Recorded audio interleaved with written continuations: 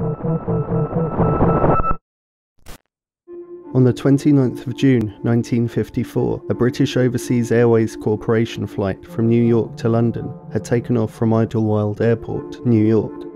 Not long into the flight, as the Boeing Stratocruiser was making its way northeastwards, Captain James Howard suddenly received an urgent order from ground control to hold, which is the order used when a potential hazard lays up ahead. Captain Howard began flying around in circles and after 30 minutes advised ground control that his fuel levels would not be sufficient to make the duration of the flight to London if he could not press on.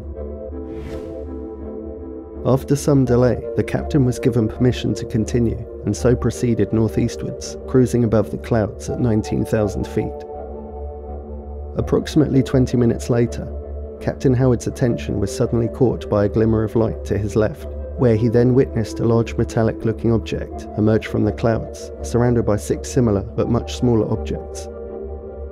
He added that all 7 objects had no definite shape, rather they appeared to be constantly morphing and changing, reminding the captain of the motion a swarm of bees would make in flight. Captain Howard's first officer, Lee Boyd, was standing next to him, watching the whole scene unfold. They immediately called up ground control, telling them, "We are not alone." "We know," they replied. "What is it?" the captain questioned. Ground control then revealed that they had sent a Sabre jet fighter from Goose Bay to investigate. Minutes later, as the Sabre jet fighter approached, Captain Howard spoke with the pilot, who confirmed he had 2 images on his radar, one of which was the captain's Boeing and the other was the UFO.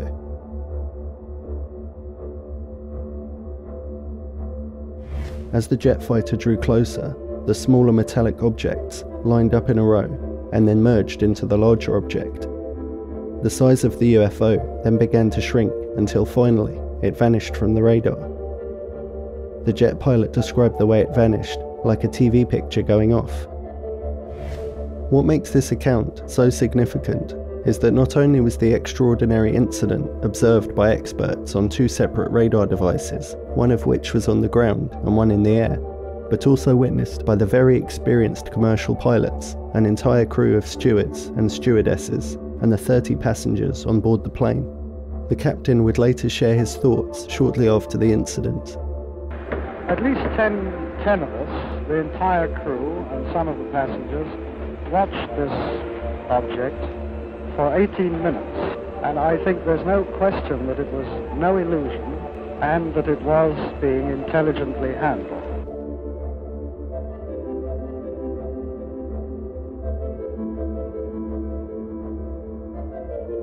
On the summer evening of June 22nd, 1976, the Canary Islands were the location for an extraordinary UFO case.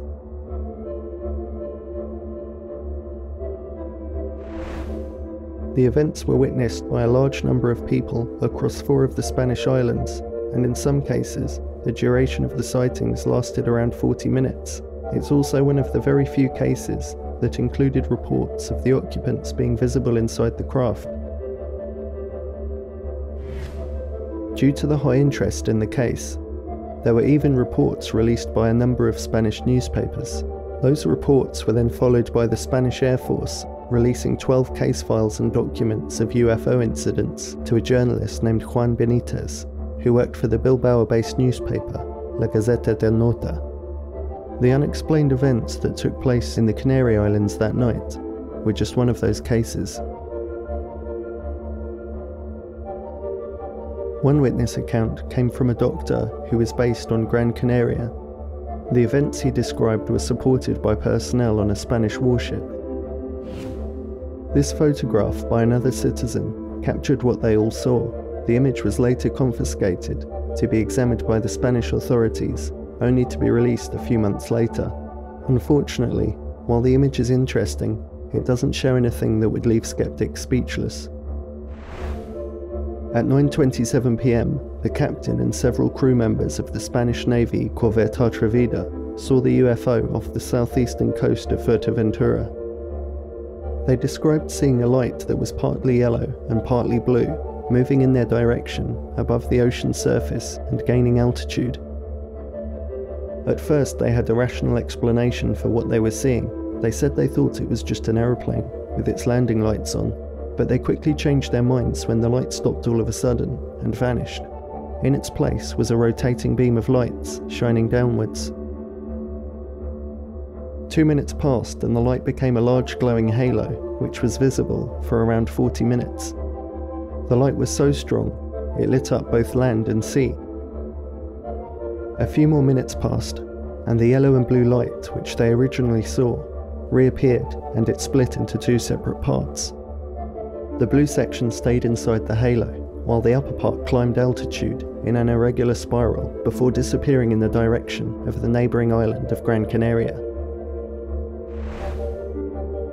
Amazingly, the object took just 3 minutes to reach the island, which means it must have reached a speed of nearly 2,000 miles per hour. Meanwhile, in Gran Canaria, a man named Santiago Pino had called Dr. Padron Leon to attend to his mother.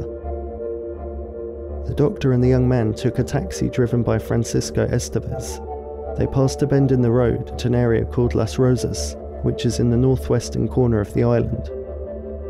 It was there that they found themselves in the presence of a giant sphere, hovering a few yards from the ground. They described the sphere as having an outline of a pale grey and blue. At this point, the radio in the taxi had cut out, a familiar characteristic of a UFO encounter. Each of the 3 witnesses also said that they felt a surging wave of cold come over them, which left them shivering. The taxi driver brought his car to a stop. Then they saw what they said were 2 enormous featureless beings, wearing red outfits and large black helmets, inside a semi-transparent sphere, the size of a 2-floor house. They also said that the beings appeared to be manipulating controls on some kind of platform. A few minutes passed, and suddenly the sphere started to rise. The witnesses said they could then see a transparent tube inside the sphere that started to emit a blue gas or liquid.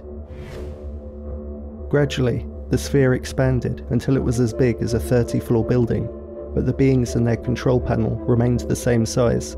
Overcome with fear, the driver quickly turned the car around and made his way to some houses where he knew a family lived.